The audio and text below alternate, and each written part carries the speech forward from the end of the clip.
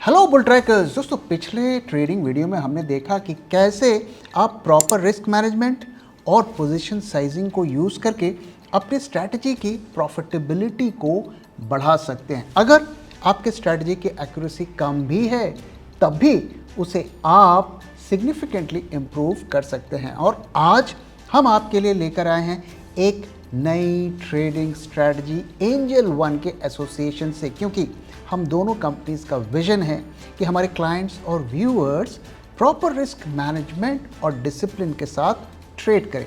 और इस स्ट्रैटेजी की ब्यूटी ये है कि जो ट्रेडर्स को मार्केट में कम एक्सपीरियंस है या उनके पास कम ट्रेडिंग कैपिटल है, वो भी बखूबी यूज़ कर सकते हैं। अब इस स्ट्रैटेजी को आपके लिए हमने क्यों चूज़ किया, क्योंकि इसकी कुछ खास फीचर्स हैं। पहली चीज़ कि ये रिलेटिव स्ट्रेंथ के बेसिस पर फिल्टरिंग करती है, यानी कि अगर स्टॉक में स्ट्रेंथ दिख रही है मार्केट के कंपैरिजन में, तभी उस स्टॉक को इस स्ट्रैटेजी में यूज़ किया जाता है। दूसरा, डिफाइंड रिस्क पर ट्रेड।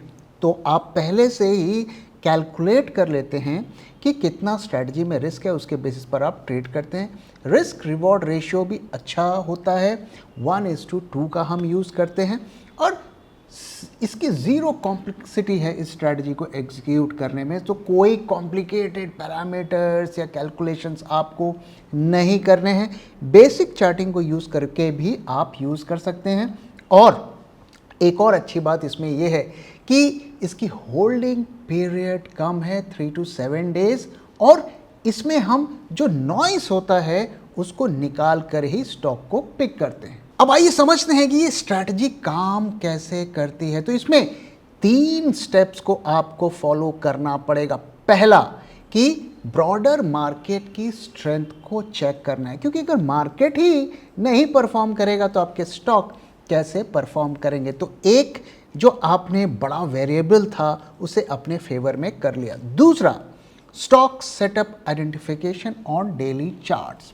तो हम बेसिक चार्टिंग यूज़ करेंगे, बेसिक इंडिकेटर्स यूज़ करेंगे जो हर चार्ट पर अवेलेबल है, और उसके बेसिस पर स्टॉक का सेटअप हम आइडेंटिफाई करेंगे। और तीसरा, जो बहुत ही इंपॉर्टेंट पैरामीटर है जिसे ज़्यादातर ट्रेडर्स इग्नोर करते हैं, वॉल्यूम। इसमें हम वॉल्यूम का भी यूज़ करेंगे। सिंपल वॉल्यूम के चेक्स को यूज़ करके हम अपने विनिंग प्रोबेबिलिटी को इसमें बढ़ाएंगे। तो आइए दोस्तों, इन तीनों स्टेप्स को एक एक करके फॉलो करते हैं। तो सबसे पहले हम चेक करेंगे ब्रॉडर मार्केट की स्ट्रेंथ, और जैसे कि मैंने कहा इसके लिए हम यूज़ करेंगे 50 day moving average, simple moving average को यूज़ करेंगे।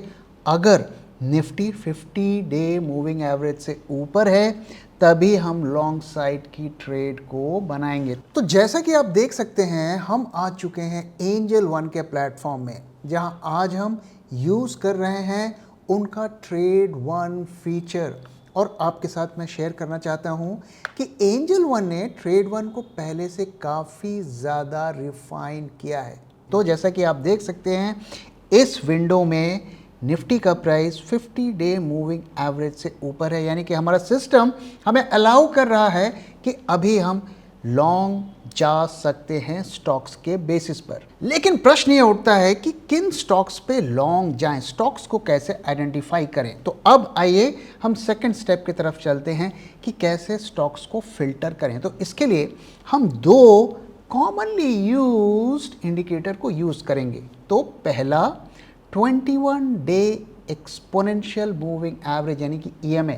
सो 21 डे EMA यूज़ करेंगे, और दूसरा एंकर्ड VWAP यूज़ करेंगे। तो इन दोनों इंडिकेटर्स को यूज़ करके हम स्टॉक को फिल्टर करेंगे। तो हमारा क्राइटेरिया क्या है? तो सबसे पहले हमें देखना है कि हमारा स्टॉक क्या 21 EMA से ऊपर है और साथ में एंकर्ड VWAP से भी ऊपर है, तभी हम लॉन्ग जाने का कंसिडरेशन करेंगे। लेकिन अगर इन दोनों से ऊपर है प्राइस तो हमें इमीडिएटली लॉन्ग नहीं जाना है। अब आता है दूसरा स्टेप, यानी कि हमें वेट करना है कि वो प्राइसेस 21 EMA में आकर पुल बैक कर रहे हैं, तभी हमारा सेकेंड स्टेप से हमें यस का सिग्नल मिलेगा। तो पहला स्टेप हमने देखा कि निफ्टी 50 डे मूविंग एवरेज से ऊपर है, यानी कि ब्रॉडर मार्केट अप है।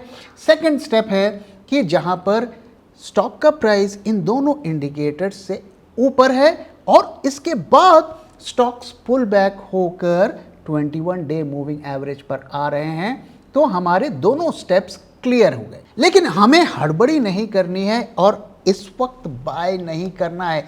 क्यों? क्योंकि हमें बाउंस बैक का वेट करना है और इसके बाद जैसे ही बाउंस बैक आता है तब हम बाइंग करने का सोचेंगे, लेकिन अभी भी हम बाइंग नहीं करेंगे। तो यहाँ पर हम वॉल्यूम का चेक करेंगे, जो कि हमारा तीसरा क्राइटेरिया है। तो जब स्टॉक में हमें पुल बैक देखने को मिल रहा था, यानी कि प्राइजेस 21 EMA के आसपास आ रहे थे, उस वक्त वॉल्यूम में हमें डिक्लाइन दिखना चाहिए, एवरेज से कम दिखना चाहिए। और उसके बाद जब बाउंस हो रहा है तब वॉल्यूम को बढ़ना चाहिए, यानी कि बाइंग फुल फोर्स में हो रही है। तो वॉल्यूम या तो जो मूविंग एवरेज है वॉल्यूम का उससे ऊपर होना चाहिए या फिर पिछले 3 कैंडल से ऊपर होना चाहिए, और तभी हमारी एंट्री बनेगी और उस प्राइस पर हमें एंट्री करना है। अब एंट्री की अगर बात करें तो एंट्री लेने के लिए हमें स्टॉप लॉस भी पता होना चाहिए, टारगेट भी पता होना चाहिए और साथ में एग्जिट क्राइटेरिया भी पता होना चाहिए। तो आइए एक एक करके बात करते हैं। तो स्टॉप लॉस आप 2 तरीके से रख सकते हैं। पहला, जो रीसेंट स्विंग लो हुआ था जहां से मार्केट ने बाउंस किया, उससे 0.3% नीचे आप स्टॉप लॉस रख सकते हैं। तो ये थोड़ा टाइट स्टॉप लॉस आपके लिए हो सकता है। अगर मार्केट बहुत ज़्यादा वॉलेटाइल है, आपका स्टॉक वॉलेटाइल है, तो ये काम नहीं करेगा। और जो दूसरा तरीका है वो है ATR को यूज़ करके आप स्टॉप लॉस कैलकुलेट कर सकते हैं। तो ATR 14 डे का हमें लेना है, इसे 1.5 से मल्टीप्लाई करना है और आपके एंट्री प्राइस से उतने नीचे जाकर आप स्टॉप लॉस को रख सकते हैं। तो फॉर एग्जांपल, अगर आपका ATR 75 है और आप 75 को 1.5 से मल्टीप्लाई करेंगे तो 112.5 आएगा। सो आपकी एंट्री पॉइंट से इतने नीचे जाकर आपको स्टॉप लॉस रखना है। अब अगर प्रॉफिट टारगेट की बात करें तो प्रॉफिट टारगेट हमें 2 गुना रखना है। जितना आपने स्टॉप लॉस रखा उसका कम से कम 2 गुना रखना है। तो आपके पास 2 चॉइसेस हैं, या तो आप पूरी की पूरी पोजीशन वहाँ पर कट कर दीजिए, और अगर मार्केट्स आपके फेवरेबल में सिचुएशन में जा रहे हैं तो वहाँ पर 50% को बुक करके बाकी का 9 EMA को यूज़ करके ट्रेल कर सकते हैं। ये एक सिंपल ट्रेलिंग की टेक्निक है। सो अगर आपका SL 112.5 है तो आपका टारगेट 225 है और आपके एंट्री पॉइंट अगर 3821 है तो उसमें अगर आप जोड़ेंगे तो 4046 का टारगेट निकल कर आता है। इसके अलावा अगर आपका ब्रॉडर मार्केट का ट्रेंड रिवर्स हो रहा है, यानी कि वापस से 50 डे मूविंग एवरेज से आ रहा है, तो आपको पोजीशंस को एग्जिट कर लेना चाहिए, क्योंकि ब्रॉडर मार्केट आपके फेवर में नहीं दिख रहा है। अब आइए क्विकली एक और एग्जाम्पल को देख लेते हैं। यहाँ पर आप परसिस्टेंट का स्टॉक देख रहे हैं और वहाँ पे आप देख सकते हैं कि एक एक करके हमारी सारी जो कंडीशंस हैं वो मीट कर रही हैं। ब्रॉडर मार्केट हमारे फेवर में है, प्राइजेस जो 21 डे मूविंग एवरेज से ऊपर है और साथ में जो एंकर्ड वीवैप है उससे भी ऊपर है। इसके बाद प्राइजेस पुल बैक होती हैं 21 डे मूविंग एवरेज पे, वॉल्यूम भी हमारी कंडीशंस को मीट कर रहा है और हम एंट्री लेते हैं, अपने स्टॉप लॉस और प्रॉफिट टारगेट को डिफाइन करते हैं और अपने टारगेट पर पोजीशन को एग्जिट कर लेते हैं। अब ट्रेड लेने से पहले एक और बहुत इंपॉर्टेंट चीज़ को समझना ज़रूरी है और वो है पोजीशन साइजिंग, क्योंकि इसी से आपका रिस्क मैनेजमेंट और साइकोलॉजी मैनेज होती है। तो एक चीज़ हमें ध्यान में रखना है, जो हम बार बार आपके साथ कहते हैं कि कोई भी ट्रेड आप लें तो उसमें 1% से ज़्यादा का टोटल कैपिटल का रिस्क नहीं होना चाहिए।